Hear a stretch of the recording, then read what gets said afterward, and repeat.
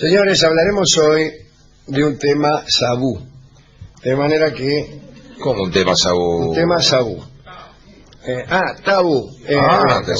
Un tema tabú. Es decir que favor de retirar a los niños de la vecindad del aparato. Y entonces, el siguiente sector del programa está reservado para adultos. Muy bien. Sin embargo, este fragmento ha sido modificado para que sea apto para todo público. Dicen los canales de cable. Primero te dicen, la siguiente película es únicamente para adultos. Y después hay un cartel que dice, la siguiente película ha sido editada para que sea apta para todo público. Ha sido censurada. No tiene, claro. No tiene al pibe este canal tiene toda clase de mensajes perfectamente inútiles. Claro. Y el nene que va y viene de la televisión a la cocina y la cocina al televisor. Y a mí me gusta el detalle. Se aconseja a los padres acompañar a los niños o dejar que un adulto se le siente al lado para explicarle. Para explicar. Esto, ves, nene, eso que se ve allí es tal cosa, Claro. o tal otra, y el tipo ese está haciendo tal cosa. Claro. No sé, ¿cómo es eso? Sí, claro, sí. Usted Te recomienda la compañía de adultos. A modo de tutor. Entonces, apenas ve algo, encargado. sí, apenas ve algo que el niño no logra asimilar del todo, le preguntará. Y usted dice... Yo tampoco sé. Está asimilando. Claro. ¿Qué es esto que te dije? Oh, mirá vos, ese había sido la famosa violencia de la que tanto se habla. Así se pega. Además le advierten, la siguiente película contiene escenas de lenguaje violento. No, lenguaje adulto. Lenguaje adulto. Escenas de violencia. Sexo explícito. Sexo explícito que te lo van explicando. Sí, va subtitulado. A continuación, amor mío. Pero está bien esto de adaptar el relato a la presencia de menores de edad. Claro. ¿Usted sabrá hablar con eufemismos, por ejemplo, en su relato? En su Claro, por ejemplo, aquello que te dije, donde no le da el sol, me caigo y me levanto, me caché en el zar de Rusia, y todas cuestiones así. Hablaremos de las orgías de Carlos VII y sus últimos días. Lo dicho, contiene escenas de sexo explícito. Carlos VII fue aquel rey francés que los ingleses mantuvieron fuera de Francia. El rey es el rey de Juana de Arco, ¿no? Cuando intervino Juana, el rey llegó a París. Carlos estaba casado con María de Anjou y, como hemos contado varias veces, tuvo por amante a la hermosa Anne Sorel, una rubia de ojos claros, boca encantadora y busto correcto, dice nuestro asesor. Opinando ya. El busto correcto. No es un muy lindo piropo, un busto correcto, no creo que le guste a ninguna chica que le diga. Anne había puesto de moda el escote y a veces escondía uno de sus senos y mostraba el otro con infinita gracia. De nada.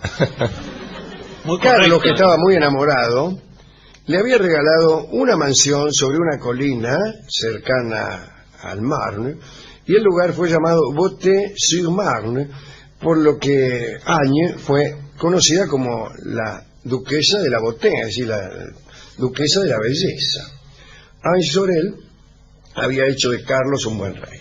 Antes de conocerla, Carlitos se dedicaba con total exclusividad a seducir muchachas y a inventar ademanes que denotaran proposiciones deshonestas. Repito, inventar ademanes que denotaran proposiciones deshonestas, como por ejemplo, extender los índices de ambas manos y luego juntarlos y separarlos, separarlos, mientras tanto se enarcan las cejas. Eso configura una verdadera proposición deshonesta.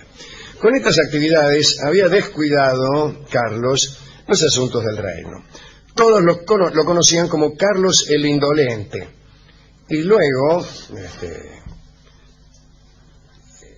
Anne Sorel lo amenazó, dijo que lo iba a abandonar si es que no se dedicaba a defender a la patria, Entonces él, solamente para mantener el amor de años, echó a los ingleses de las últimas regiones ocupadas y entonces fue conocido como Carlos el Victorioso. Pero esta muchacha, que tanto había cautivado a Carlos, murió muy joven, a los 28 años de edad. Muchos culparon al hijo de Carlos, al Delfín Luis. Lo acusaban de haber asesinado a la chica porque la detestaba y odiaba la influencia que ella ejercía sobre su padre, el rey. Pero Carlos no culpó a su hijo, lloró por algún tiempo la pérdida de su amada. Más tarde, el rey se olvidó de ella y se entregó una vez más al desenfreno. Dijo, yo me voy a desenfrenar otra vez. Y volvió a ser llamado el indolente.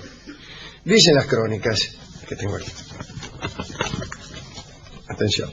Carlos buscó una nueva amante. Primero tuvo la imprudencia de elegir a Antoinette de Menelá.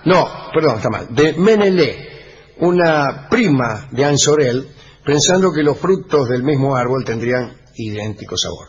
Antoinette de Menelé. Antoinette era muy hermosa y lo enamoró. Pero, impulsado por un resto de pudor, Carlos quiso justificar la presencia de Antoinette en la corte y la casó con un niato. Solía hacerse eso. El rey tenía una favorita y la casaba con un pichi. Para disimular. Igual. Entonces la casó con un noble que interpretó a la perfección su papel de esposo. Carlos, que tenía 50 años, que en ese tiempo eran muchos, vivió una segunda juventud. Estaba enamorado con locura de Antoinette. La llamaba a su habitación 4 o 5 veces por día, bajo pretextos que a nadie engañaban. Decirle que venga, que se me cayó una moneda de 50 centavos. Pero al poco tiempo sucedió algo. Carlos VII consideró que una sola amante no le alcanzaba. Un día llamó a Antoinette y le preguntó si no conocía algunas jóvenes agradables a la vista y al tacto, que estuvieran dispuestas a acudir, por separado o juntas a la habitación real. Antoinette, que conocía el insaciable apetito de su amante y se gustó por ciertas complicaciones, no expuso problema alguno en lo que él le pedía, sino más bien lo contrario. A partir de entonces, Antoinette empezó la búsqueda y a todas las muchachas de buen ver que conocía, le rogaba que tuvieran la amabilidad de visitar al reinaldo. Muy bien. Tras recibir algunas visitas, Carlos recordó a su favorita que para quedar satisfecho necesitaba diversiones aún más fuertes. Antoinette retomó la búsqueda y encargó a los mercaderes ambulantes que le informaran de cuántas jóvenes apetecibles vieran en la región. Y se produjo entonces una especie de leva femenina, sin ningún secreto. Se recorrían los pueblos buscando mujeres hermosas a viva voz. ¡Eh! El rey había dado precisas instrucciones a Antoinette y todas las que concurrían voluntariamente debían someterse al visto bueno de la favorita. Gracias a este método, muy pronto Antoinette reunió una hermosa tropa que maravilló al rey de Francia. Dicen que 1459 fue el año de las orgías. Creí que la cantidad de la tropa. No, probablemente también. Empezaron a ocurrir algunas cosas extrañas. Muchos padres empezaron a enviar a sus hijas al rey. Dicen los cronistas. En el camino que iba a la residencia real podían verse tropillas de ilusionadas que corrían hacia la corte, como así también parsimoniosas rechazadas que retornaban a su pueblo arrastrando los fanguses y arrimada a la pared. Eso se lo agregué yo. Aquel pedido del rey a su favorita se transformó en una especie de nueva institución que, después de todo, tenía su costado noble, ¿no es cierto? Todos en la corte decían que aquella entrega de muchachas al rey era como un agradecimiento de la nación por haber liberado a Francia. Está muy bien. ¿De qué otro modo se lo van a agradecer? ¿Qué lo van a nombrar ciudadano ilustre? Claro, le van a dar la llave de la ciudad. Bien. Ahora bien, pronto pudo notarse que el comportamiento del rey influía sobre el comportamiento de la gente del pueblo. Una locura de amor se desató en todas partes y cayeron hasta los más sensatos. Un viento de voluptuosidad atropó a todo París y lo acorraló en espantosos vicios. Había eclesiásticos, monjes, magistrados, hombres de toda condición y clase que tenían un montón de concubinas y las exhibían sin el menor pudor. ¡Qué barbaridad! ¡Qué escandalizado estoy! Bien. La actitud de los clérigos llegó a conocerse en Roma y el Papa Pío II decidió poner fin al escándalo. Dice, no puede ser. Le mandó cartas a la curia francesa, a través de las cuales se pedía a todos los franceses que se desprendieran. Que se desprendieran de sus vicios. También se les recordó a los religiosos franceses que el concilio de Hamburgo prohibía a los clérigos tener mujeres viviendo en sus casas. Muy bien. Estas recomendaciones del Papa surtieron efecto. Primero, entre los eclesiásticos. Se desprendieron de sus mujeres y mejoraron su conducta. Y el pueblo poco a poco comenzó a imitarlos. Las muchachas se pusieron más difíciles de seducir y el único que seguía con sus proezas amorosas era el rey, pero no por mucho tiempo. A principios del año 1461 se supo que Carlos VII, completamente agotado, estaba moribundo en su castillo. Todo el mundo dijo, por culpa de las mujeres, pero no era exactamente la verdad. No. Aunque se creía que los excesos amorosos lo habían perjudicado, en verdad no fueron la causa de su debilitamiento. Hacía varios meses que Carlos sabía que su hijo, el Delfín Luis, esperaba impaciente que él se muriera para subir al trono. Entonces Carlos tenía miedo de que su hijo lo envenenara. Esa idea lo hizo renunciar a ingerir cualquier alimento y murió de inanición, rodeado de sus concubinas, incluida la bella Antoinette. Así que atención, lo malo no es la pirotecnia amorosa, sino no morfar. Consejo para un hijo gaucho. La historia no nos dice qué ocurrió con Antoinette después de la muerte de Carlos. Y así murió Carlos VII, no por los excesos, sino por no comer nada. Dedicamos esto a Ángel Sorel, la primera chica, y también a las rechazadas que volvían cabizbajas a sus casas. Debe ser muy triste ser rechazado en una orgía, ¿no? No debe haber cosa peor. Imagínese, te vas lleno de ilusión. No hay además nada más hospitalario que una orgía. No, así que para que uno lo rechacen ahí tiene que ser el peor de los giles. Es el final. Y una basura, ¿verdad? Volverse con la ropita doblada bajo el brazo. Y vuelve medio abrochándose de nuevo, ¿no? Sí, claro. Porque el entusiasmo ya... Claro, uno ya por está ganar tiempo, ¿no? Desprendiéndose de sus concubinas. Bien. Hemos ido a la discoteca y le impresionó al discotecario el título de aquella chica llamada Agnès Sorel, la duquesa de la belleza, ¿no? Que tenía aquel palacio llamado Beauté-sur-Marne. Marne es un río que queda cerca de París, muy cerca, ahí nomás. Allí también tuvo lugar una batalla, muchos años después. Tantos años que fue en la guerra del 14. Y Eduardo Arolas estaba en París y cuando tuvo lugar esa batalla, una batalla decisiva, por otra parte. Y entonces compuso un tanguito ahí, y como habrá leído en el diario que había batalla en el Marne, le puso el Marne.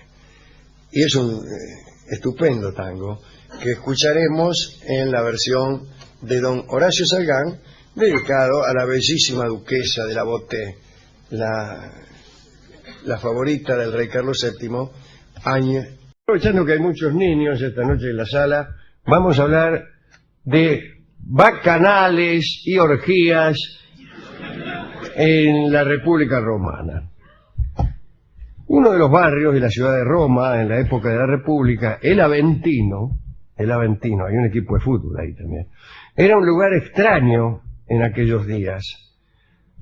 Se ubica en una colina al sur de Roma y vivían allí, en tiempos de la República, toda clase de personas ajenas a la política. Actores, poetas, extranjeros, prostitutas, etc.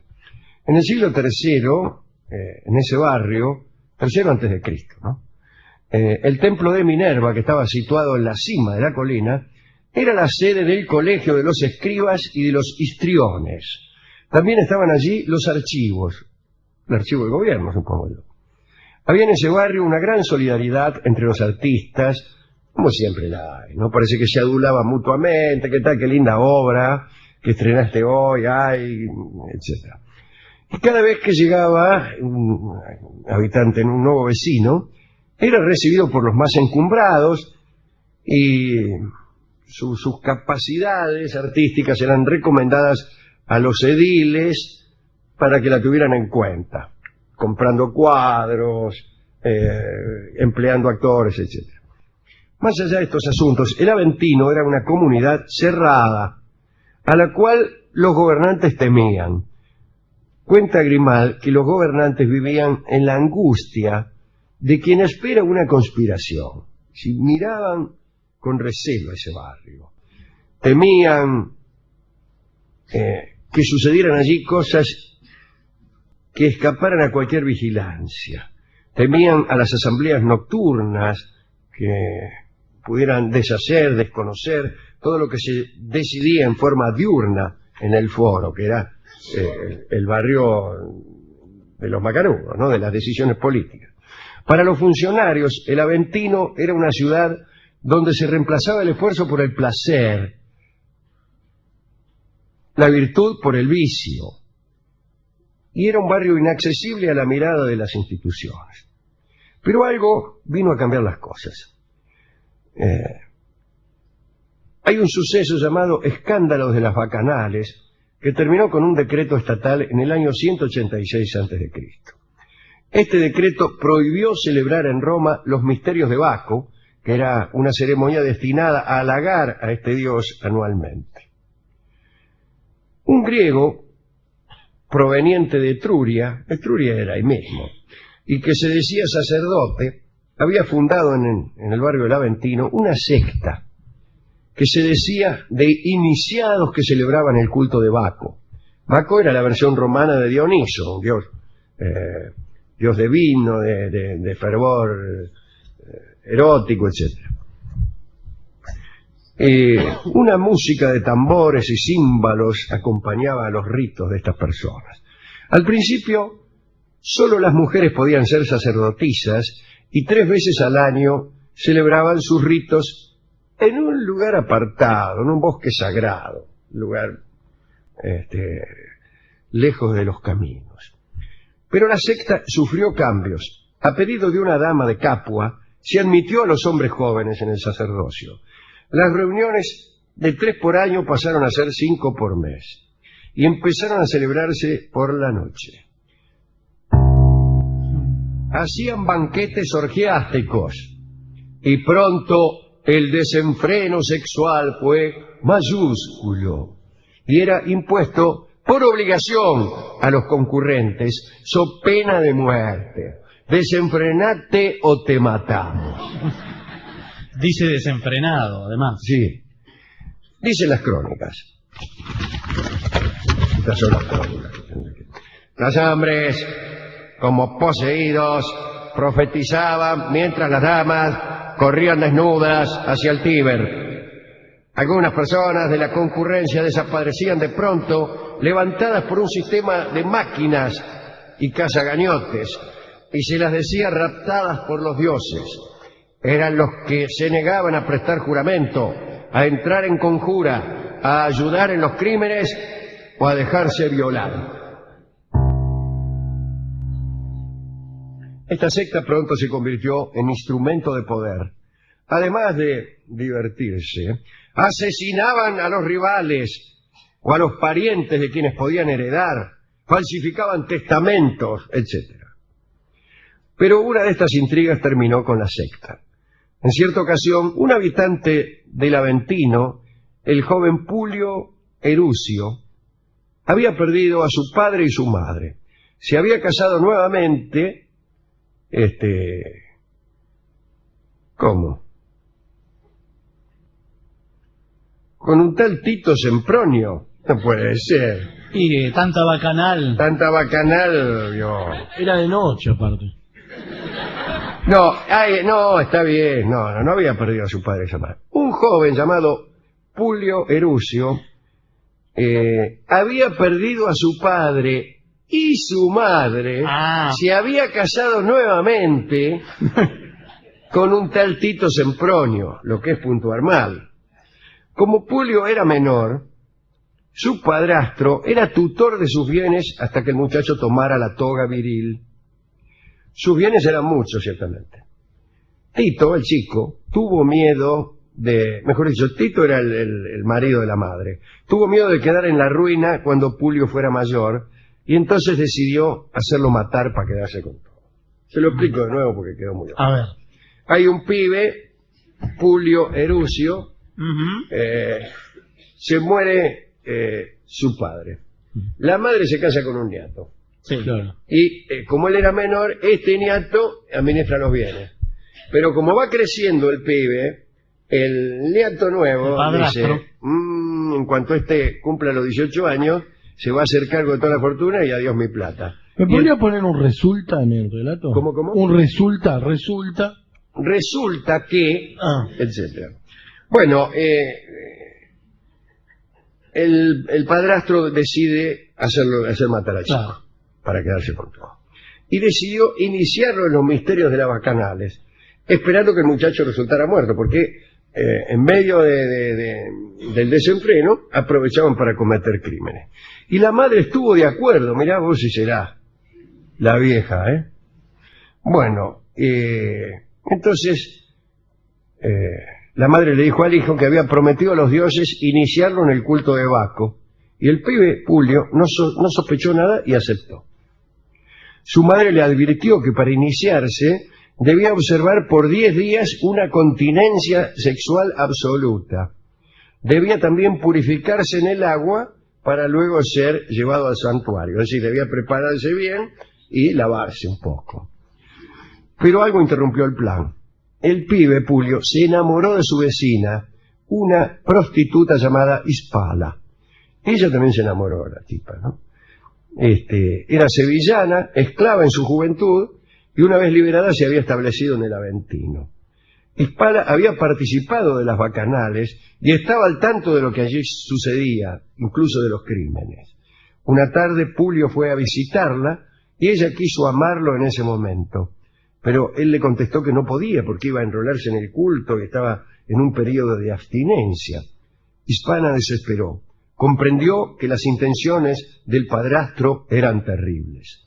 Llorando, hizo prometer a Publio que no iría a la iniciación, y Publio, enamorado, aceptó. Cuando volvió a su casa, le dijo al padrastro que no se iniciaría, y el padrastro lo atacó ahí mismo. Publio eludió los golpes, salió corriendo, se refugió en casa de una tía, Hispala se constituyó en casa de la tía, y allí le contó a ambos lo que sucedía en las bacanales y lo que sospechaba del padrastro Tito Sempronio. Decidieron contar todo al cónsul, el cónsul Postunio. Postunio fue hasta la casa de la tía, empezó la investigación, y bueno, le preguntó a Hispala sobre lo que pasaba en las bacanales, la mina contó todo, las orgías, los crímenes, una porquería. Hispala y Publio se ocultaron por un tiempo, mientras las autoridades destruían la secta y decretaban, y ahí viene lo malo, la prohibición de las orgías. El padrastro fue detenido. Por uno la ligamos todo. Por uno la ligamos todo, fue lo que dijeron los tipos de la orgía, que ya estaban en calzoncillos, ahí en el rincón oscuro, en esa especie de baldío en donde hacían la orgía. Viene de acá y dice, mirá, dice, por uno. Y lo que dijo el señor. La ligamos todo. Estos muchachos, Publio y la prostituta enamorada, Hispala, fueron recompensados. A ella se le otorgó el derecho de casarse, del cual carecían las prostitutas. Y se casó con Publio, naturalmente. Porque bueno sería que le hubieran otorgado el derecho de casarse y hubieran casado con otro. Vio como ¿Cómo son como ellos? pasa a veces. Y él resultó inscripto entre los ciudadanos que estaban exentos de cumplir con las obligaciones militares, lo cual no era poco, porque el servicio militar de Roma era muy estricto, muy rígido, y los muchachos sometidos a él envejecían prematuramente. Se salva la colimba él entonces. Se salvó de la colimba, pero era una colimba que duraba hasta los 60 años. Peor que Marina. Peor que Marina, que acá eran 2 años Sí. y nos quejábamos. Mirá vos. Como 60 años. En Atenas era peor todavía. ¿Sabe cuánto duraba el servicio militar? ¿Cuánto? Toda la vida. Toda la vida. Bueno, una vez suprimidas las bacanales, Publio e Hispala se mudaron de aquel barrio, el Aventino, para siempre. No dice aquí la crónica qué pasó con la gente que asistía a aquellas bacanales, a aquellas orgías, en aquel baldío, en aquel lugar oscuro a orillas del Tevere. No lo dice, pero una mala noticia. Fuimos a la discoteca, le contamos esta historia al discotecario, que le hizo contar varias veces, especialmente la parte de las orgías, Sí. y las minas que hacían, qué sé yo, a él le gustan esos detalles, ¿no? Añora las bacanales, ¿no? Sí, sí, qué lástima, dice, y otra dice, no conocen algunas por acá, dice que... Algún uno baldío. Claro, y hablando baldío, me dio un disco que es Viejo Baldío, un tango muy lindo de Roberto Grela, que fue compuesto evidentemente pensando en este rincón orgiástico del Aventino. Vamos a escuchar la versión de Edmundo Rivero con el acompañamiento, con el estupendo acompañamiento del autor del tango, Roberto Grela, y su conjunto de guitarra. Viejo Baldío. Adelante. Hablaremos de los últimos días de Carlos VII y del llamado Año de las Orgías. Así que este es un tema en fascículo cerrado. Alejen a los niños de la vecindad de los receptores. Como sabemos, Carlos VII fue aquel rey francés que los ingleses mantuvieron proscrito durante su invasión a Francia. El rey de Juana de Arco, aquel rey a quien, según dicen, reconoció Juana de Arco. Cuando Juana fue a entrevistarse por primera vez con Carlos VII, a alguien se le ocurrió, para poner a prueba los dones y los poderes de Juana, que el reinaldo se hiciese pasar por uno cualquiera, por un cortesano cualquiera, y que otro ocupase el lugar del rey. Y Juana entró, y en vez de dirigirse a un pichi que estaba sentado en el trono, encaró directamente a Carlos VII, que estaba disfrazado de Último Orejón del Tiesto. Con lo cual todos comprobaron que efectivamente Juana de Arco tenía muchísimos poderes, por ejemplo el de reconocer a los reyes que se hacían pasar por pichis.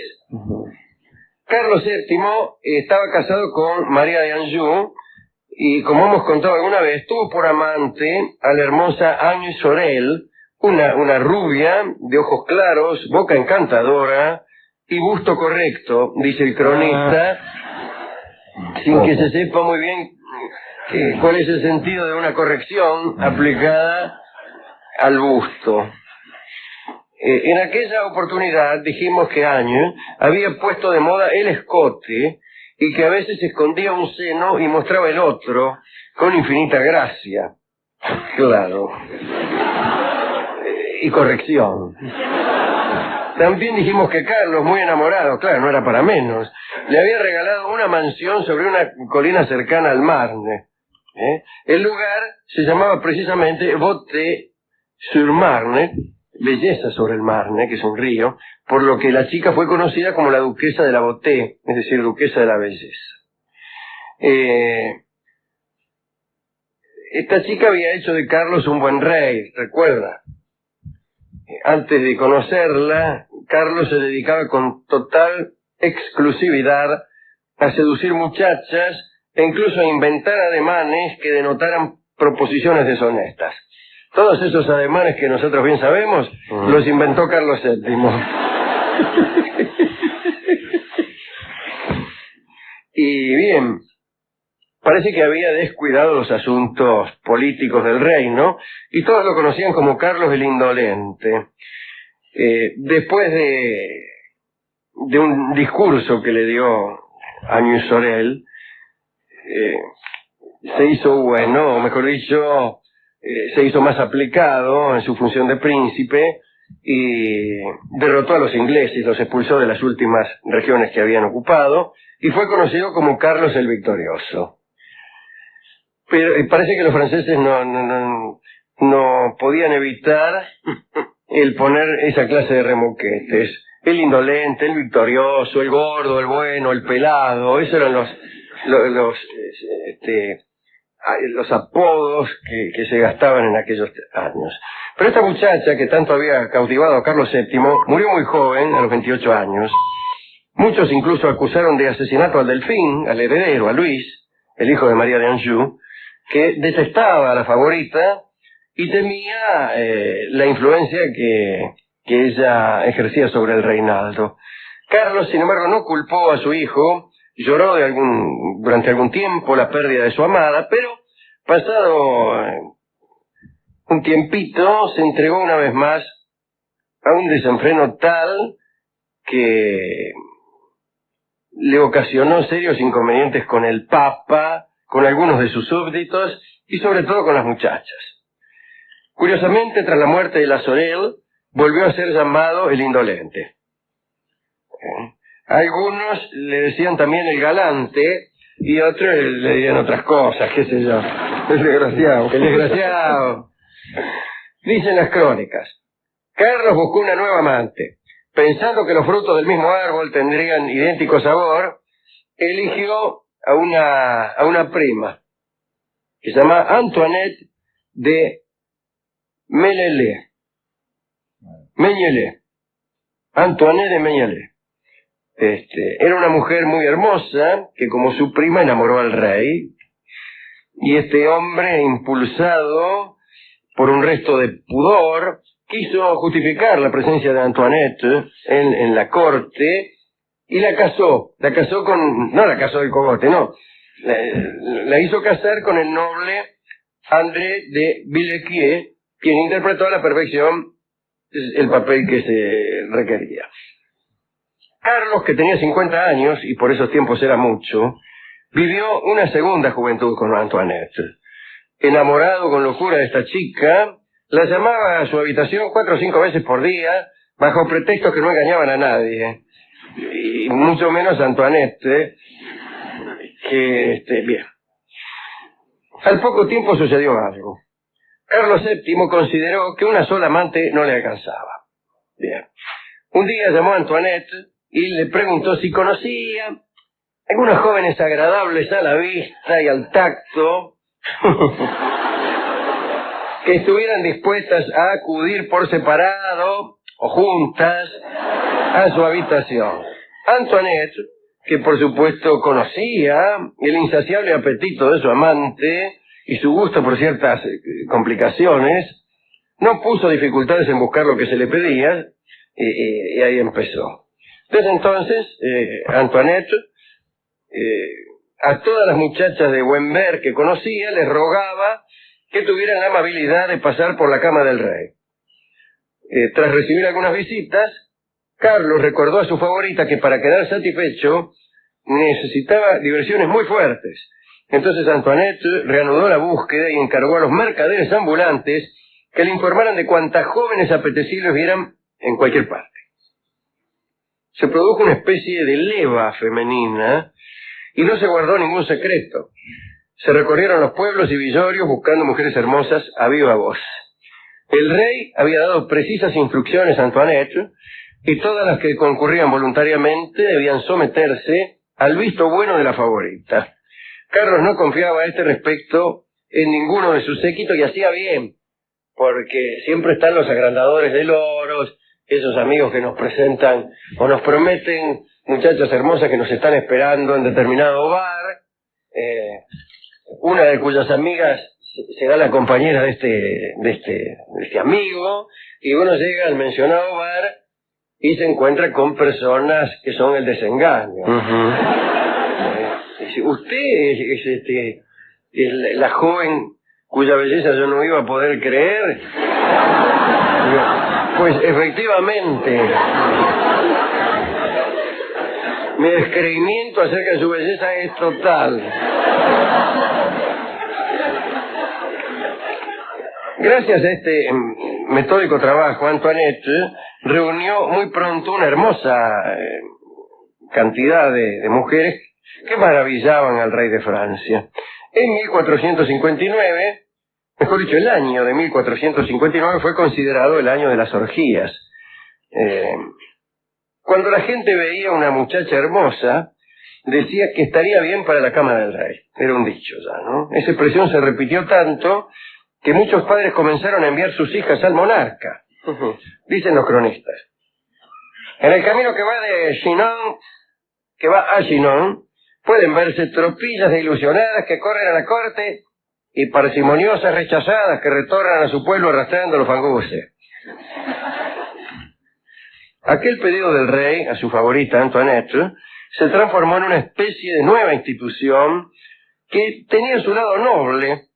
Todos en el reino estaban de acuerdo en que a causa de los grandes trabajos que el rey había realizado para reconquistar el reino de Francia, se había decidido entregarle a las más hermosas mujeres que se encontrara. Pronto pudo notarse que el comportamiento del rey tuvo una enorme influencia sobre las costumbres del pueblo. Una especie de epidemia de amor se apoderó hasta de los más sensatos. Yo diría que especialmente de los más sensatos. Un viento de voluptuosidad, abra la ventana, hizo caer, dicen los cronistas, a los habitantes de París en espantosos vicios.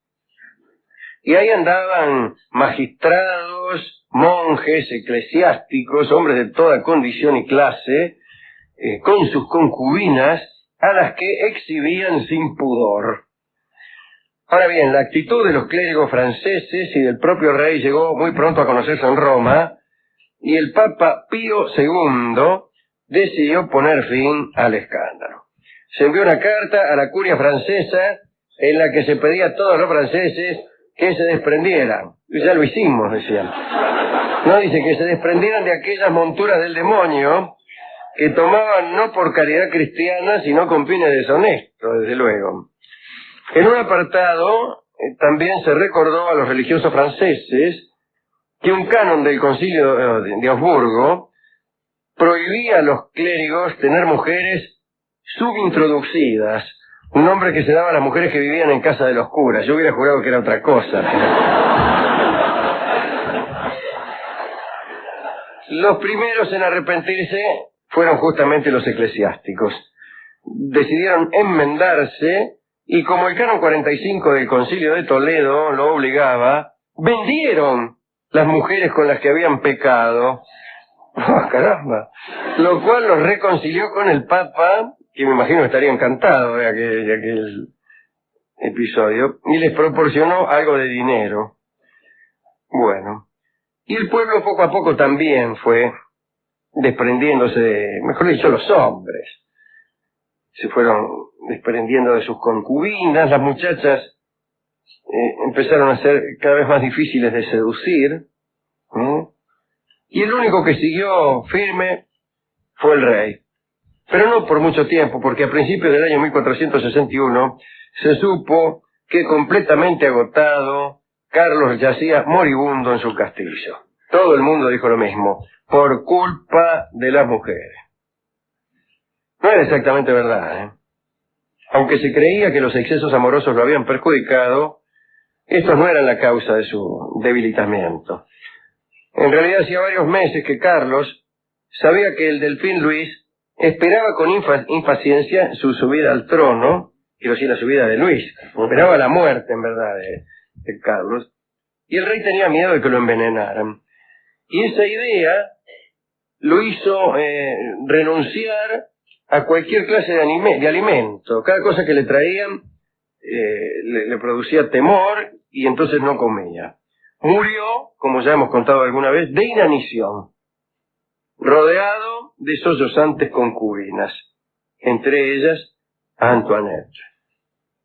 El rey murió y no sabemos lo que ocurrió luego con Antoinette. Así termina la historia de los últimos años la breve historia de los últimos años de Carlos VII y de aquel 1459 que fue el año de las orgías, ¿no? ¿A quién dedicar esto? Antoinette. Bueno. Sí, claro. A la mujer, también al marido, André de Villequier, que no tenía ningún inconveniente que la chica no solo anduviese con el rey, sino que también le consiguiera amigas y todo eso. Es una porquería, pero... Esto es todo, ¿no? Y también al pobre rey en la medida en que, al menos por algún tiempo, fue Carlos el Victorioso. Fue un hombre que, empujado por la Sorel, que le dijo que todo estaba muy lindo y qué sé yo, pero que ella no se había enamorado de él, sino esperando de él grandes acciones, y que el tipo estaba panza arriba en la catrera todo el día, ¿qué sos el rey o qué te crees? Y el tipo dice, muy bien, voy a ser digno de ti. Y ya que no lo había seducido la idea de ser digno de su pueblo, o acaso era demasiado para un rey en 1450, quiso ser al menos digno de la mujer que amaba. Es lo menos que uno puede tratar de hacer, ¿no?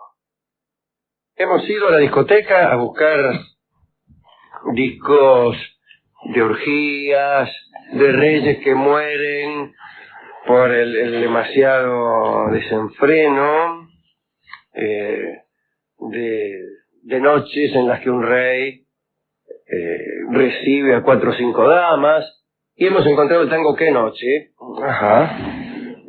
que vamos a escuchar en la versión de uno de nuestros guitarristas oficiales, que es Juanjo Domínguez. Qué Noche, un tango que según dicen fue compuesto la noche que nevó en Buenos Aires. Quiere decir que el autor, más que en una noche de amor, pensaba en una noche de frío. Pero él se lo dijo para quedar bien con el comisario.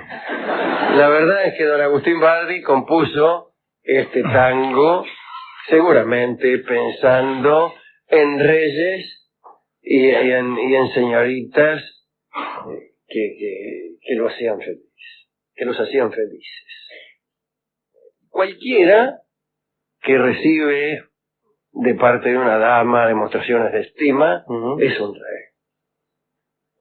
Adelante, Juanjo Domínguez.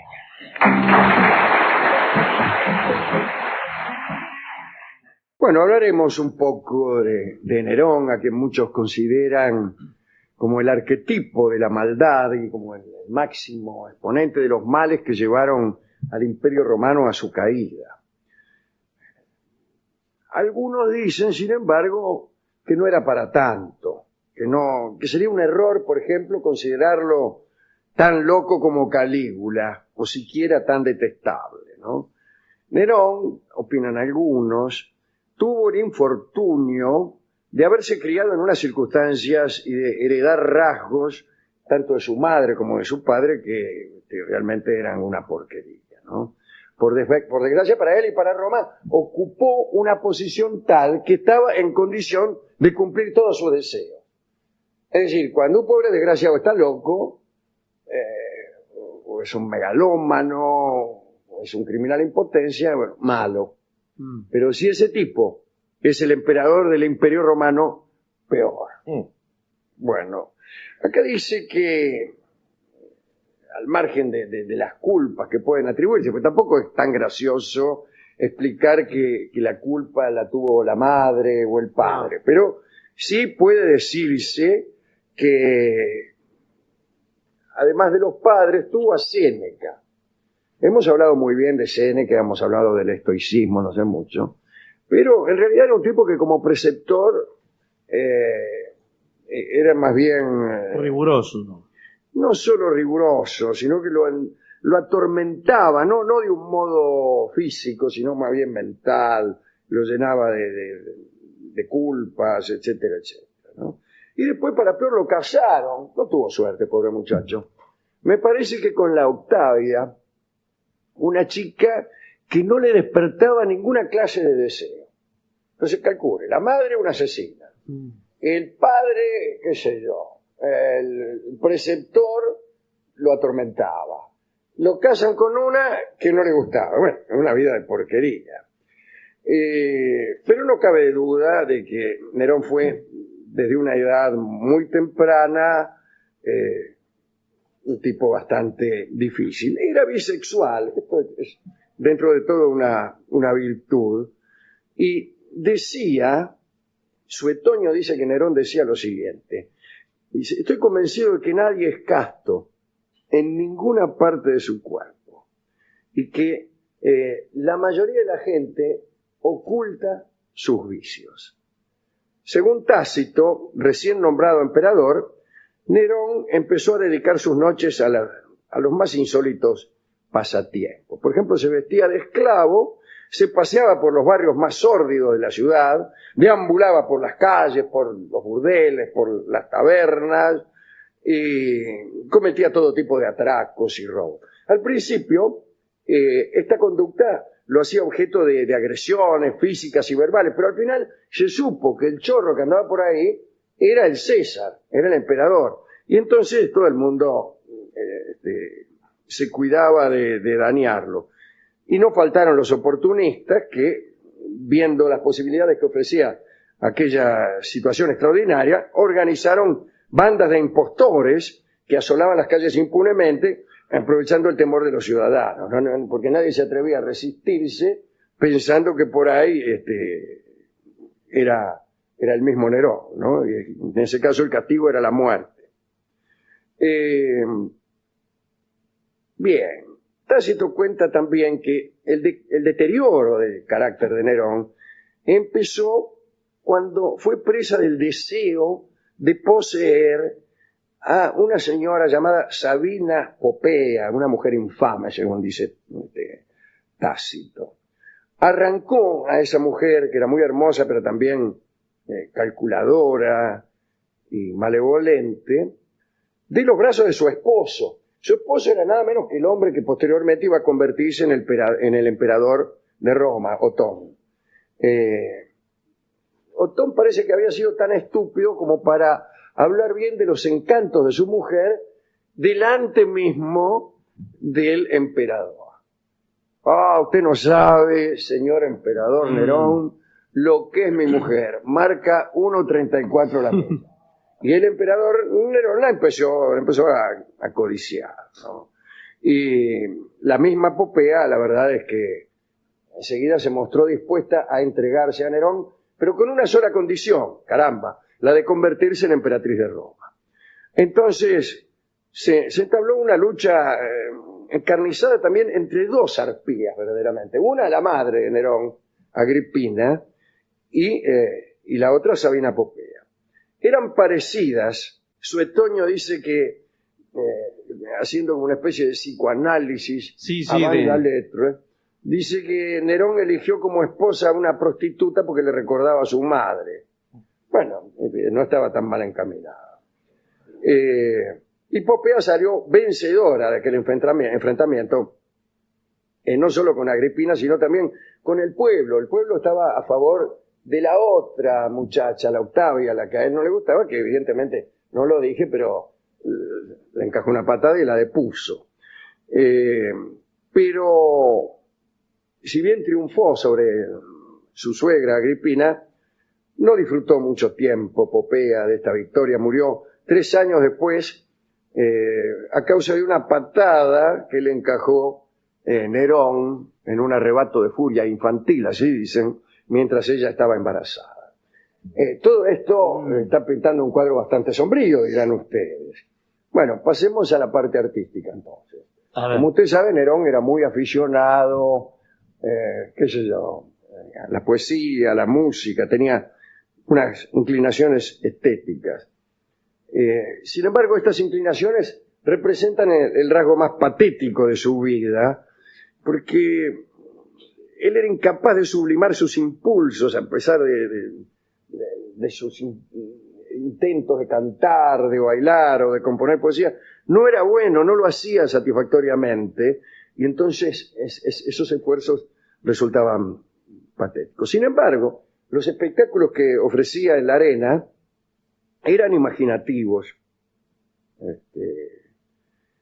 Y entonces abandonó esos paseos que hacía por los barrios peligrosos de la ciudad, organizando banquetes públicos en el Circo Máximo, y parece que tenía la costumbre de emplear a prostitutas como camareras. Y la jarana duraba del mediodía a la medianoche, al revés que ahora, que empiezan a la medianoche y terminan al mediodía. Y él se reponía de semejante actividad tomando baños calientes en invierno y fríos, enfriados con nieve, en el verano. A esto le llamaban la medicina. Cuando navegaba por el Tévere, en relación al puerto de Ostia, se instalaban cabinas cada tanto a lo largo de la costa, y en cada una de ellas esperaban matronas que le suplicaban, cada una le suplicaba que desembarcase. Ay, por favor, Ay, por favor, desembarquen, pero hoy tenían ahí un agasajo. Claro. Así que ¿Y cómo se lo pedirían, nada más? Preparaban 200 agasajos, de los cuales él elegía uno cualquiera, o ninguno, llegaba el caso. Bien, a veces se invitaba a sí mismo a cenar con amigos. Dicen que en una de aquellas cenas se gastaron 4 millones de sestercios en rosa. No es decir ¿Cuánto nada, será? porque no sabemos a cuánto está el sestercio hoy, al cierre de las bolsas. Después, esto es más escabroso, castró a Esporo, que era uno de sus mancebos favoritos, con la intención de convertirlo en mujer. También ahí fue pionero. Y contrajo una especie de matrimonio con el ñato lo condujo a su casa como una novia y lo trató como si fuera su esposa. Dice Suetonio que no se priva de nada. Bueno, tanto prostituyó Nerón su propia castidad que después de mancillar prácticamente todas las partes de su cuerpo, inventaba juegos violentos todas las noches, que no le voy a describir porque les juro que me ponen mal, ¿no? Pero tenía muchos novios y muchas novias, vamos a decirlo de esta manera. Y es con ese carácter de violencia y desenfreno el ejemplo más significativo del comportamiento sexual de los romanos, que eran tipos sanguinarios en el aspecto orgiástico. La orgía romana era una orgía violenta, ¿no? Violenta. O sea que se había recorrido un largo camino desde los tiempos de la Grecia homérica, pasando por los refinamientos del siglo de oro, hasta llegar a estos tipos, ¿no? Bueno. ¿Qué le pasó a Nerón? Bueno, primero empezó a gastar mucho. Regalaba cantidades de dinero a todo aquel que conseguía ganarse su capricho, qué sé yo, su simpatía, digamos. Ya no hay de esos tipos. ¿Por qué no hay de esos tipos que de golpe te ven en la calle y les caes simpáticos y te regalan 5.000 pesos? ¿Usted se cruzó con alguno así? No, yo no me crucé con ninguno. Que no andan por la calle esos tipos. No andan por la calle, aparte yo no soy simpático, así que no creo.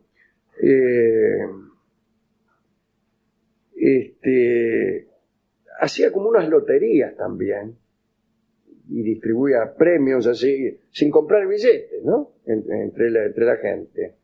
Y él tiraba a la multitud pequeñas bolas de metal marcadas con números que autorizaban a sus portadores a recibir dinero o animales, e incluso hasta barcos, casas, qué sé yo, terrenos.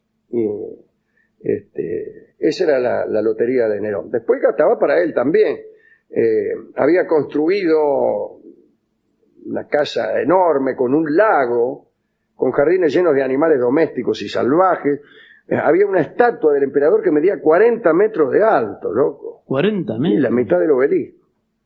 Comedores con techos adornados de marfil, con paneles giratorios, que despedían una lluvia de flores, equipados además con tuberías, para rociar a los invitados con perfume.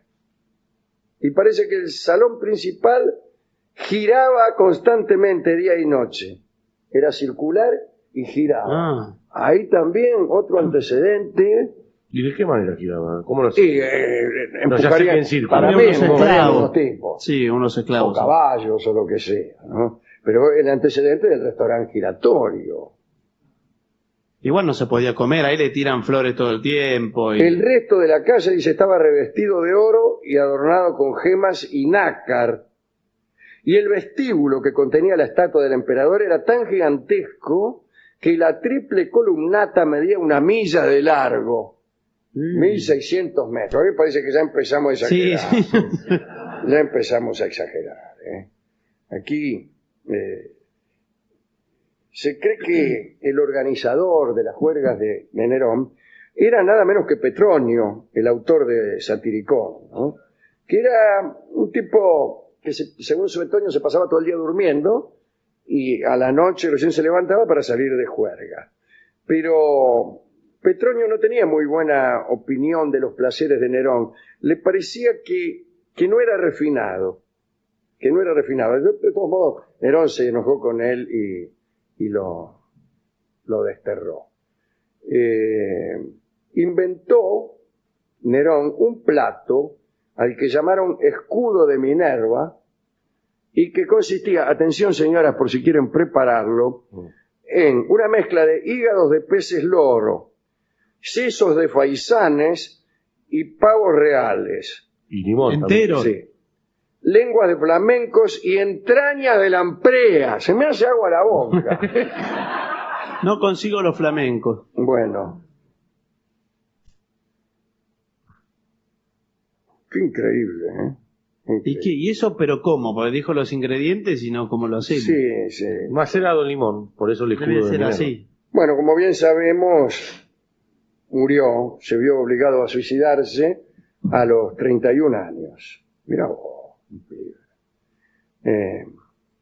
En realidad trató de aplazar el suicidio lo más posible, porque lo que pasó es que lo habían condenado a morir, el Senado, ¿no? Lo había condenado a morir a latigazos.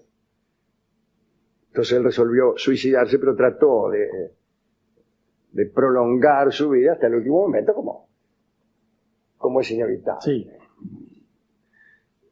Se recuerda o se dice, o se juega a creer que sus últimas palabras fueron: qué gran artista pierde el mundo. Qué sé yo. Se cuenta que incendió Roma. Qué sé yo. Según Partridge, mucho peor fue Calígula. Ya hemos hablado. Era mucho peor. Pero para ser peor que Nerón había que ser muy malo también. Había que forzarse un poco. No es tampoco un metro adecuado para evaluar gobernantes y emperadores. Sí, era mucho mejor que Calígula. Bueno, Sí. imagínense, ¿no? No eran muy buenos estos muchachos, ¿no? Además, ¿cómo mide la crueldad? Llega un límite que ya... Sí, ¿cómo no la vamos a... Sí, la podés medir. ¿Pero qué? ¿En cantidad de víctimas? Por Porque- ejemplo, Ahí sí, en O cantidad de víctimas injusticias sí. cometidas. sí, o del grado de violencia. Hay grados de violencia. Yo le Sí, puedo claro. pegar a usted una patada o lo puedo someter a al tormento del potro, que hoy justamente ha perdido frente a Nadal. El tormento del potro consiste en jugar contra Nadal. Bien. Hemos ido a la discoteca y le hablamos de Nerón al discotecario y me dijo ¿Qué le dijo? una cosa. Cosas de ¿Será esta? Nerón, no Esta creo. cosa sí. que habrá dicho. Me cambió el disco en realidad. Me cambió el disco. Entonces me llamó Sí. y me dijo: mira, en vez de el disco que te dije, poneme el número 6. Pero antes me contó que él tenía un cuñado que era peor que Nerón. Me ¿Peor contó todas que las Nerón? cosas que hacía el cuñado. Era Calígula. Sí. Y después yo le conté varias veces esta historia y me dijo que le había gustado mucho y que quería poner en su casa el dispositivo ese para lanzar rosas en medio de las Claro. comidas. No está mal. qué lindo. Y gastar 4 millones de sestercios en cada una de esas sueltas de rosa. Y un poco afectado, ¿no? Es un poco afectado, pero es lindo tener una especie de quincho, una especie de jardín, ¿cómo llamarlo? Una especie de pabellón de las rosas. Ajá. Y Pabellón de las Rosas es el vals que vamos a escuchar, interpretado por el guitarrista Juanjo Domínguez, vals que ha sido compuesto evidentemente para recordar aquel salón circular de techo nacarado bajo el cual comían los amiguetes de Nerón. Adelante. Bueno, hablaremos hoy de algunas simpáticas orgías o diversiones eróticas en la corte francesa ya por 1660. Así que estamos durante el reinado de Luis XIV. El rey, lo saben ustedes, Luis tenía un hermano, Felipe de Orleans, al que le llamaban Monsieur, y al que le gustaban los albañiles, ¿no? Según hemos contado. De todos modos, lo habían casado con Enriqueta de Inglaterra, una princesa que desde muy chica estaba en Francia, expulsada junto con su familia por el gobierno de Cromwell. Como Monsieur no atendía convenientemente a su esposa y andaba siempre con un grupo muy divertido de muchachones, Enriqueta se aburría muchísimo en la corte. Y parece que justo por esos tiempos el rey Luis también se aburría. Había tenido que abandonar a su anterior amante, María Mancini. En verdad, su familia lo había obligado a hacerlo para mejor atender los asuntos de gobierno y también para que atendiera un poco a su esposa, la reina María Teresa.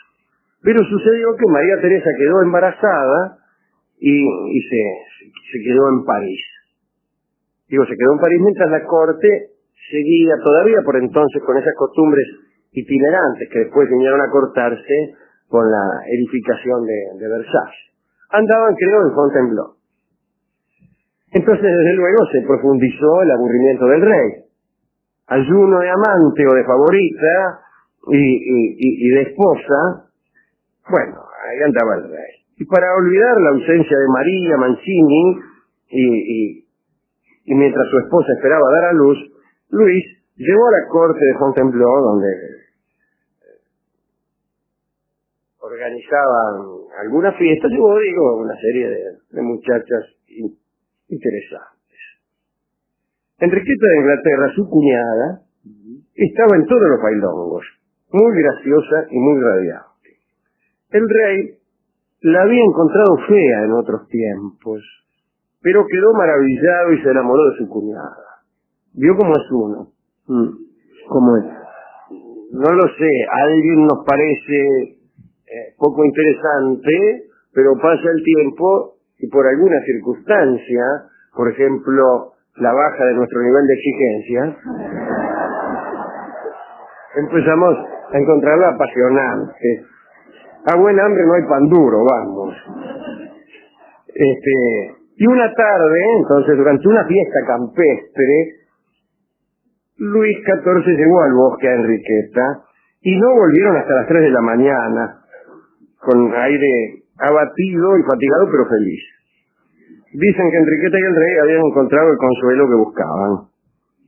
Las fiestas de Fontainebleau se transformaron entonces en una especie de homenaje permanente dado por el rey y la corte a Enriqueta de Inglaterra.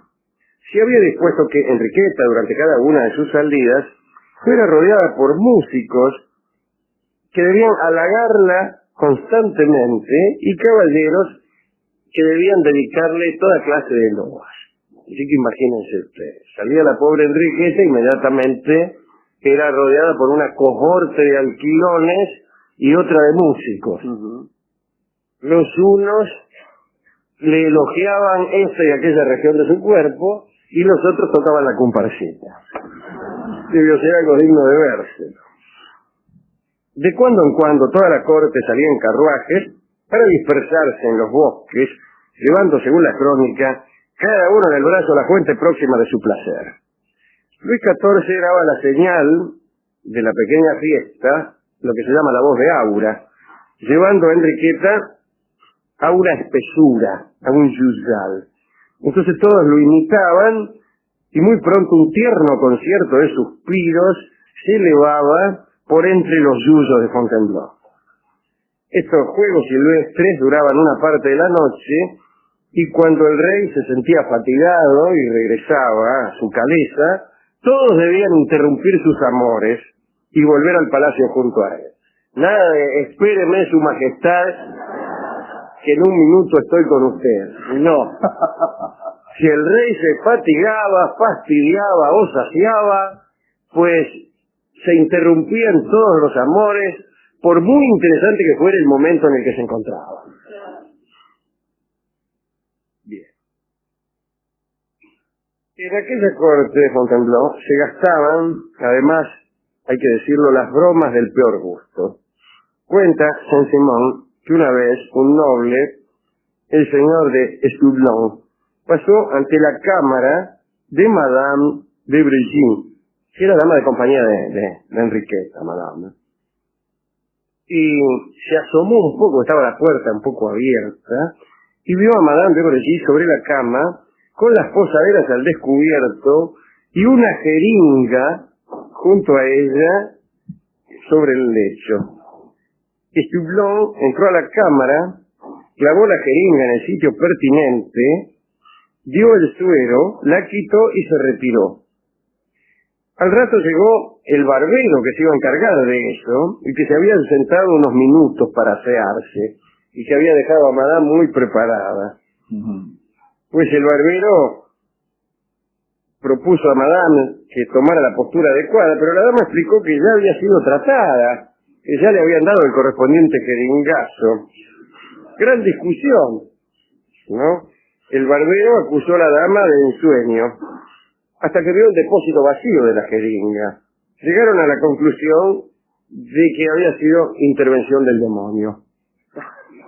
Efectivamente, el demonio muchas veces se introduce subrepticiamente en los gabinetes de las damas que están prontas a ser atendidas por un barbero y se anticipa a propinando los jeringazos de un modo apurado y de un modo usurpador. Es decir, se finge el diablo un barbero y nos propina jeringazos infernales. Junto con Enriqueta, Luis, el rey, se entregaba a toda clase de violaciones al protocolo de la corte. Por ejemplo, ponían pelos en la manteca y en las tortas. Era ahí un buen chiste. Llenar las tortas de pelos. Llenar la manteca de pelos. Usted va a una casa con un grupo de amiguetes y, bueno, lo primero que hay que hacer es conseguir pelos. Para ello conviene dirigirse a una peluquería amiga y, una vez ganada la confianza del peluquero, solicitarle un manojo de pelos de los que quedan después de cumplidas las operaciones de corte y llevarlo en el bolsillo.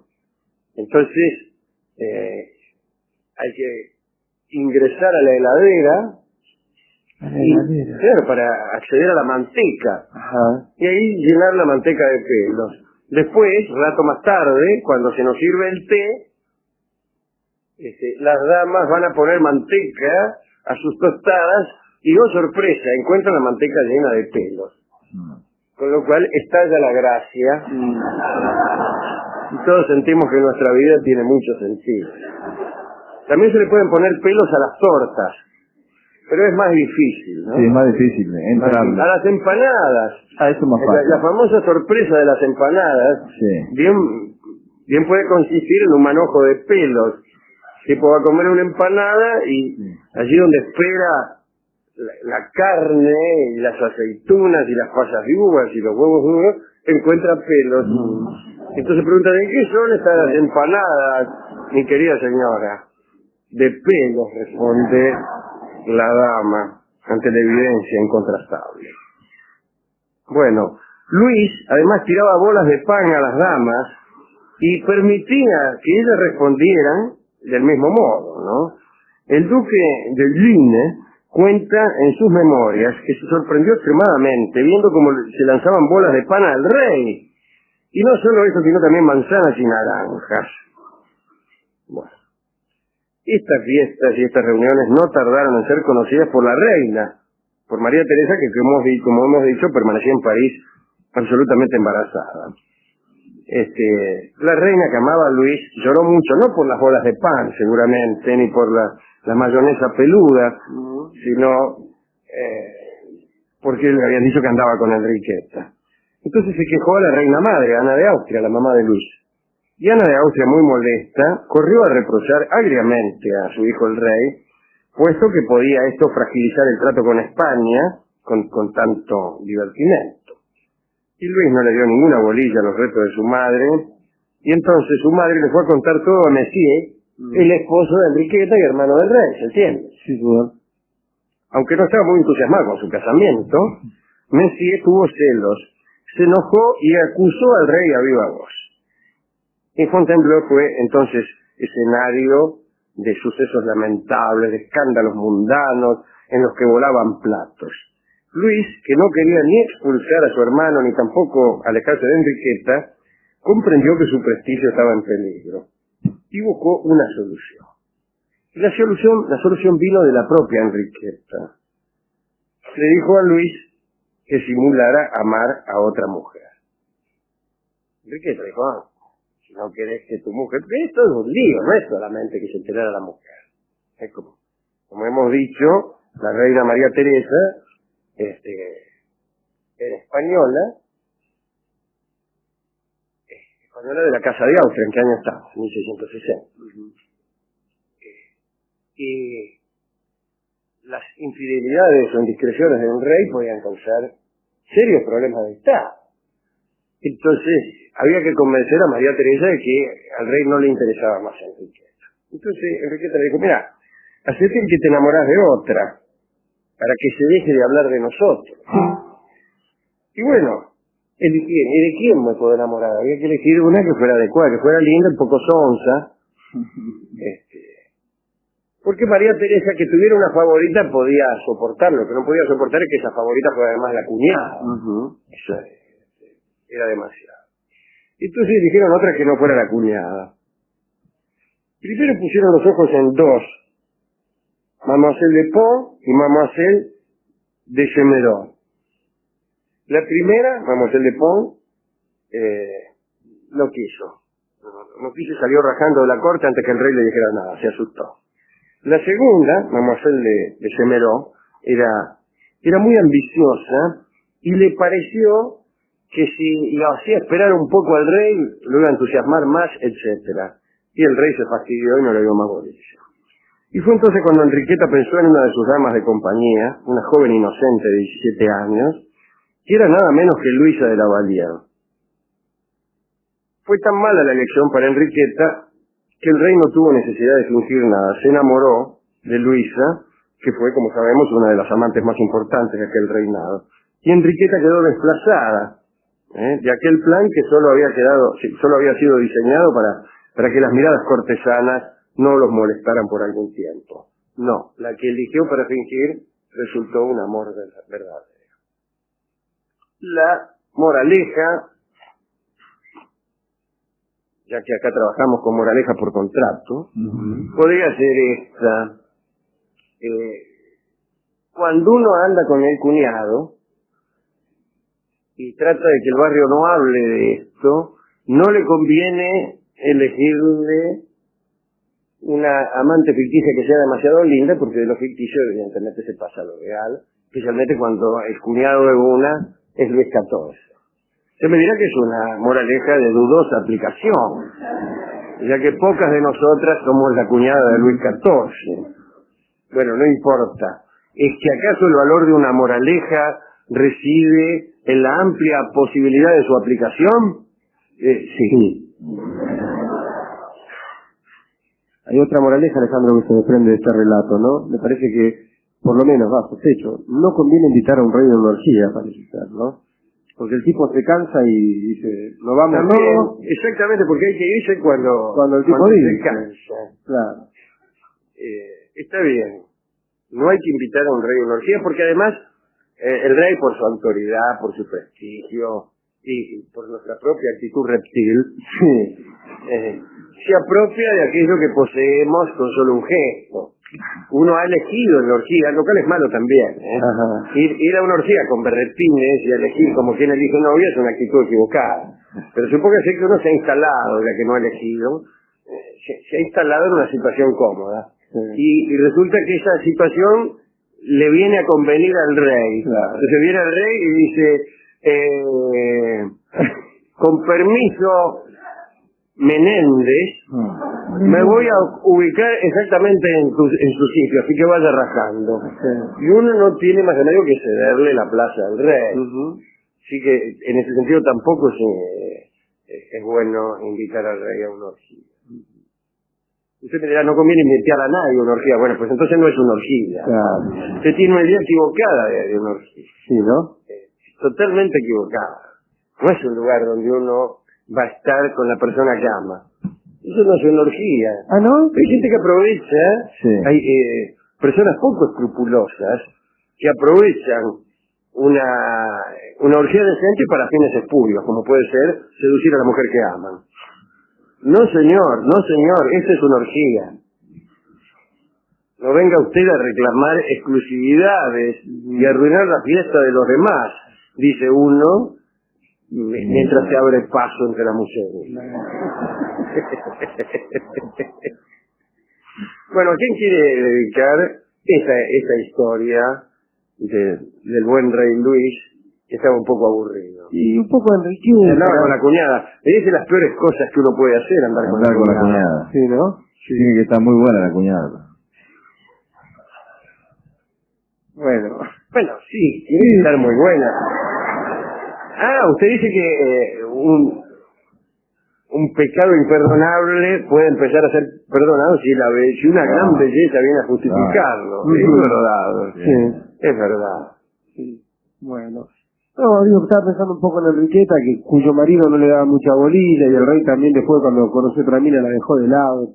Pobre piba, ¿no? Pero más me gusta la chiquita esa que le presentaron al rey. Luisita de la Valía. Hemos hablado acá, cantaba muy bien, dice. Cantaba muy bien, pero no fue fácil. Bueno. Yo no tengo a nadie para dedicarle nada. A ver a quién.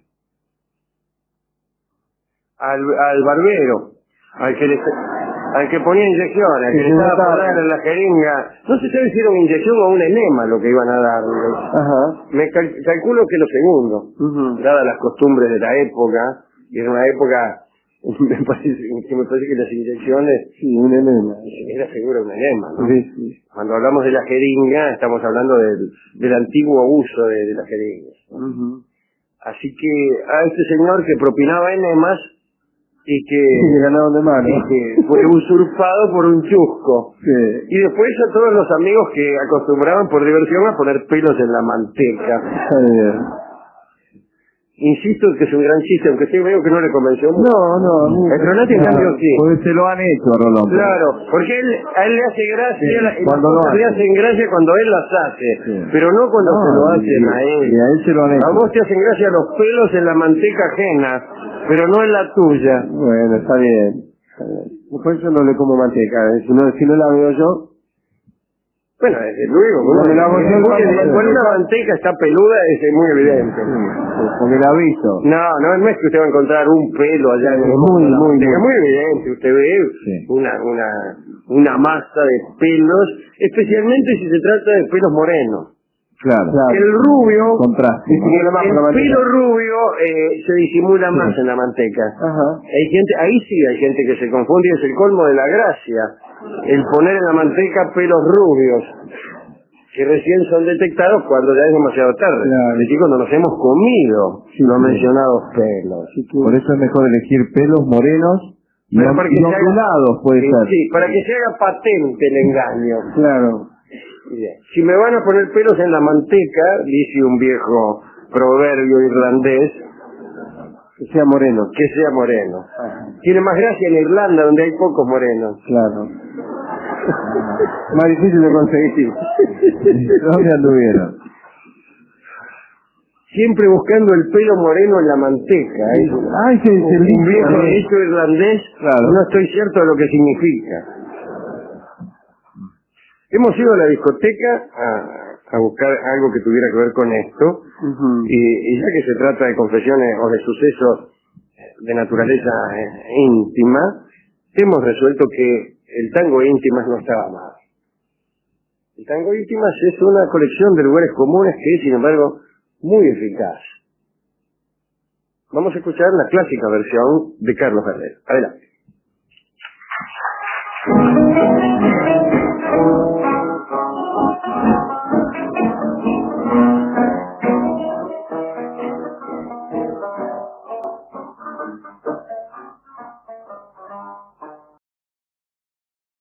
Bueno, atención, las escuelas primarias, los jardines de infantes, las maestras docentes en general. Sectas orgiásticas y sectas de castrados, que viene a ser un poco su contrapartida. En la antigüedad clásica eran comunes las reuniones en las que el culto pagano, el culto pagano, se mezclaba con los excesos sexuales. En las fiestas dionisíacas griegas, en las Lupercalias, en la Vitalia, que era la fiesta de las prostitutas romanas, o en la Bonadea, participaban los que querían, sin necesidad de pertenecer a una secta. En la mayoría de las ocasiones, el paganismo no castigaba aquellas reuniones, sino que más bien las prohijaba. El cristianismo, como sabemos, tuvo despliegues más ascéticos y las reuniones orgiásticas fueron perseguidas. De todos modos, aparecieron algunos grupos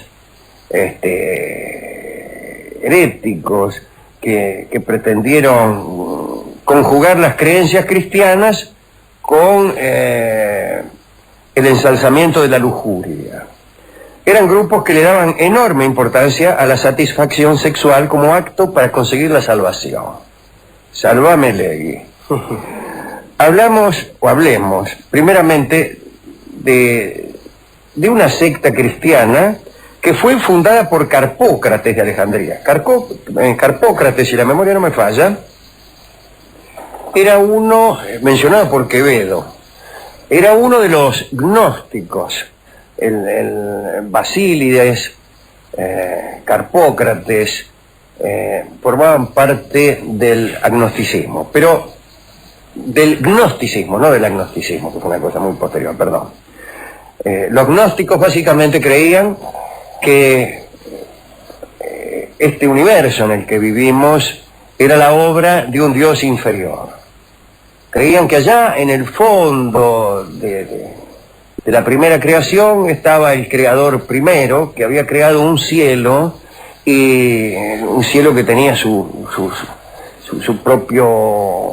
propia jefatura, y la jefatura de ese cielo había creado un segundo cielo, y luego un tercero. Ahora cada cielo iba disminuyendo su grado de santidad.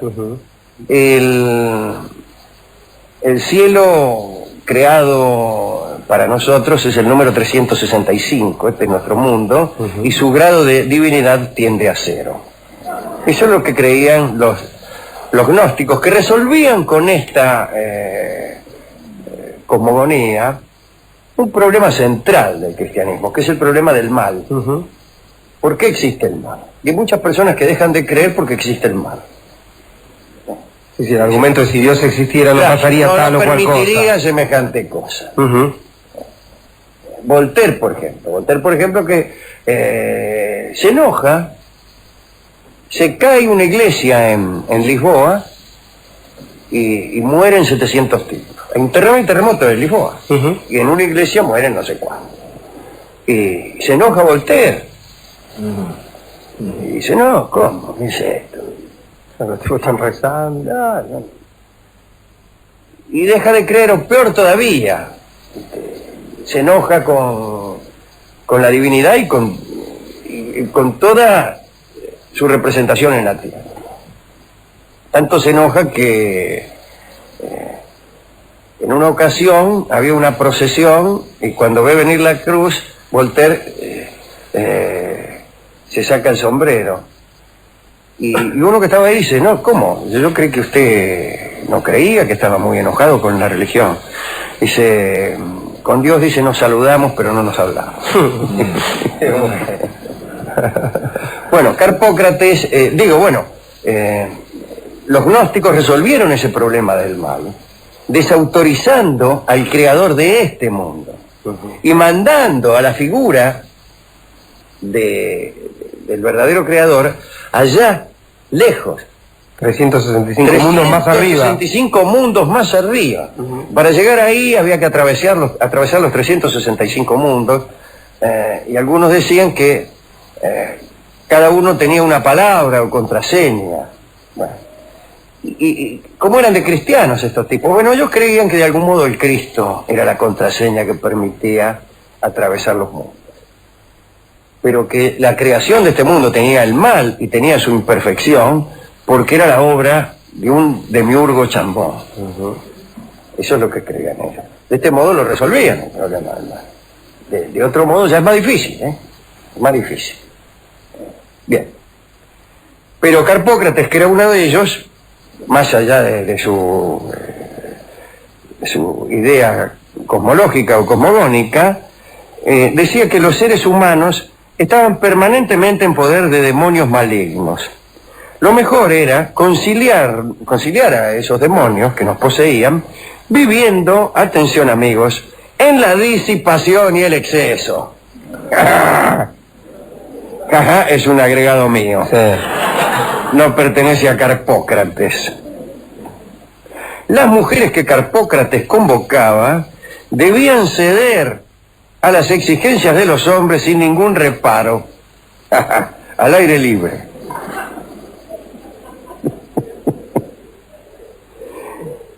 En aquel grupo de Carpócrates, el matrimonio quedaba invalidado.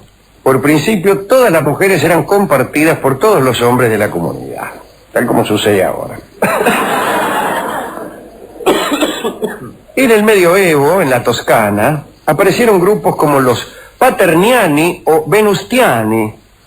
Afirmaban que Dios y Satán compartían la responsabilidad de la creación de la humanidad. Dios era responsable de la parte superior del cuerpo, de la cintura para arriba, ¿no? Y el diablo era el responsable de la parte inferior. De ello se deducía que los órganos satánicos, como los llamaban, se entregaban al trabajo del diablo, ejercicio que no podía ser evitado y al que se resignaban alegremente. En el siglo XIV, los Lotardi concibieron otro extraño dogma. Afirmaban que los hombres debían llevar una vida moral mientras estuvieran al nivel del suelo. Pero abajo, en la profundidad de la tierra, en los túneles o en los pozos, los Lotardi sostenían que las normas morales perdían validez. Algo parecido a lo que sucedía con la división de las jurisdicciones en el mundo griego. Zeus dominaba las cosas que sucedían a flor de tierra, en la superficie de la tierra.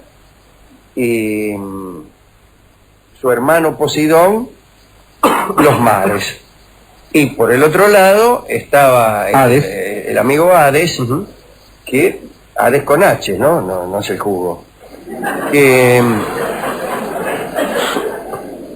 manejaba el mundo subterráneo. Sí. Lo que podría ser más parecido al infierno dentro de lo que era el mundo griego, ¿no? Pues bien, esta gente, los Lotardi, decían que las normas morales tenían vigencia en la superficie de la tierra. Bajo tierra, no. Los pecadores quedaban exentos de toda culpa. Por consiguiente, los piolas se reunían en recintos subterráneos y ahí realizaban orgías, flagelaciones, cualquier cosa. A los que no lograban convencer con esta teoría, le decían que al hombre santificado por la fe, el mal no podía hacerle ningún daño. Ninguna aberración de la carne podía manchar a las almas purificadas por la fe auténtica. No importa dónde estuviera. Eso sí, primero no lo convencían de bajar al sótano. Un hombre que había pertenecido a los Lotardi fue un tal Dulcinius. Se lo consideraba un profeta de la lujuria. Dulcinius, de una forma un cantante de tango, canta Roberto Dulcinius, el profeta de la lujuria. Parece algo así como el patrón del área, Claro. el mariscal del área, Esos apodos. el ruiseñor de Barracas, y este era el profeta de la lujuria. Ruiseñor de las calles porteñas. Dulcinius había dividido la historia en 3 períodos. Durante el primero, hasta el nacimiento de Cristo, Dios gobernó al mundo. En el segundo, desde Cristo al 1300, el mismo Cristo fue el amo. Pero después, el Espíritu Santo siguió al Padre y al Hijo, y según Dulcinius, el Espíritu Santo era él. Ah, bueno. En su reino, las orgías no eran pecado. No solo eso, Dulcinius organizaba una todos los días. ¿Quién tanto? Tenía su mérito, le digo. Eran de las orgías más numerosas que la historia haya conocido. Se reunían a veces hasta 300 personas. Organicémonos un poco. Es mucho hasta para una orgía, dígame la verdad. Es un poco mucho para una orgía. ¿Cuál es el número ideal para una orgía? El...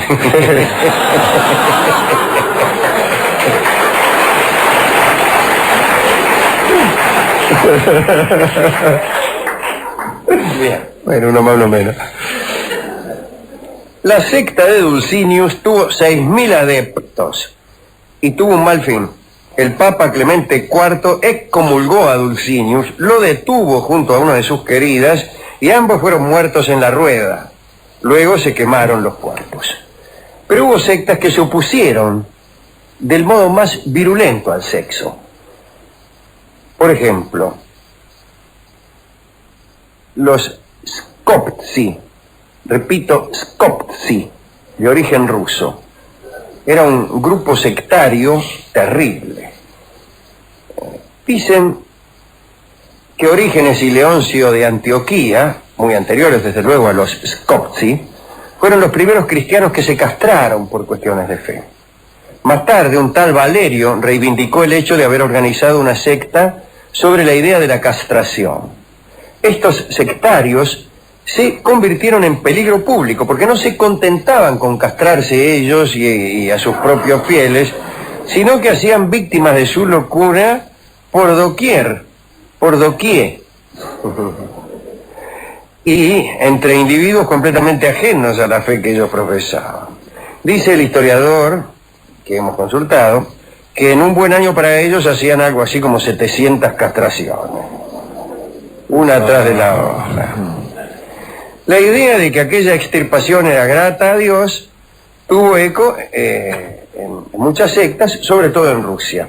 En 1715 se arrestó a unos grupos de castrados en el distrito de Uglich, en la provincia de Yaroslav. 2 años después se realizaron otros arrestos en Moscú.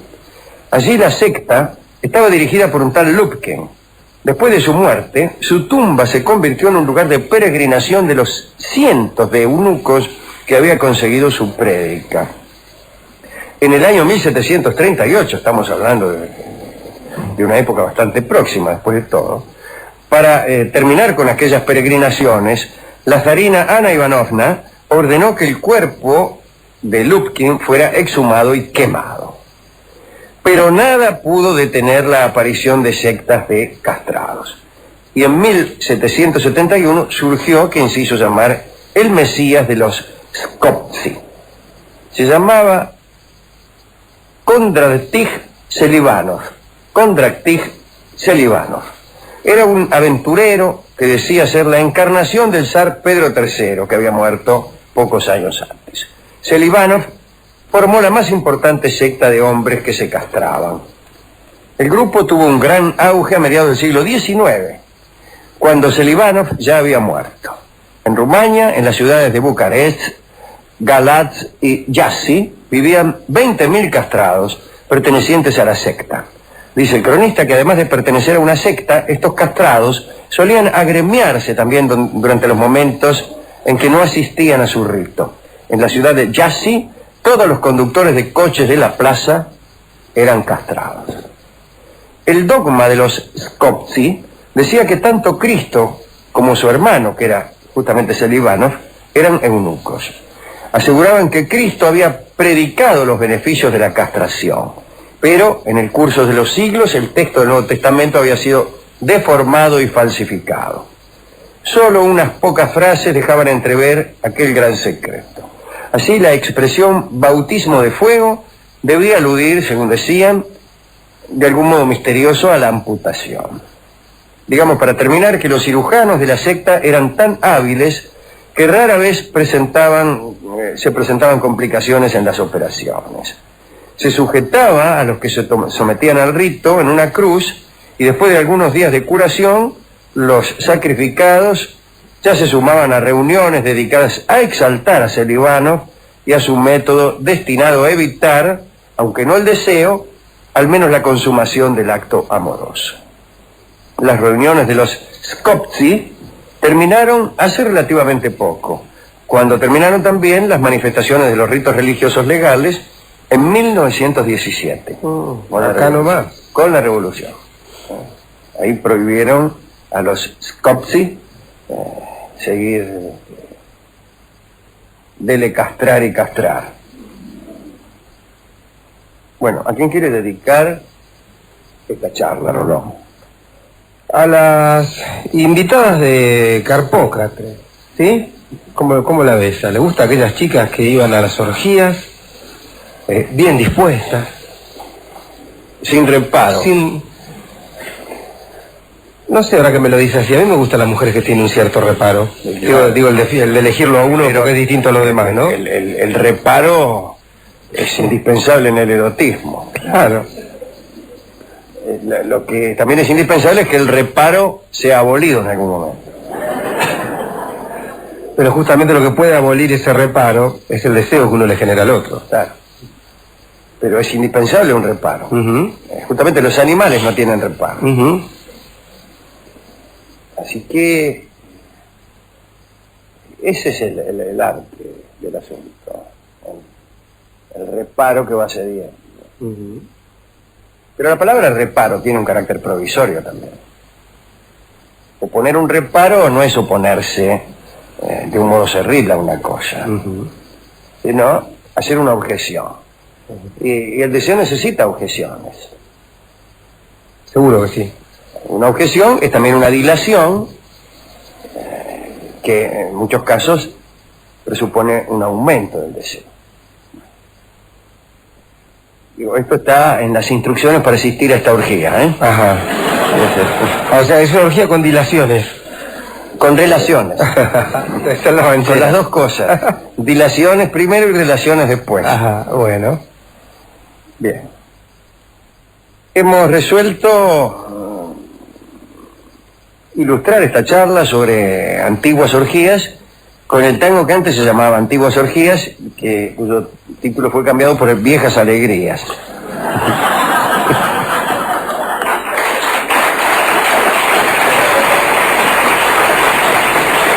Viejas Alegrías en la estupenda versión de Charlo.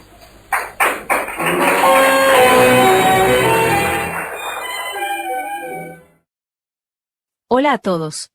Si disfrutan de nuestro contenido sobre conocimiento y filosofía, les pido un pequeño gesto que significa mucho. Den un súper gracias para apoyar nuestro trabajo y no olviden suscribirse al canal para no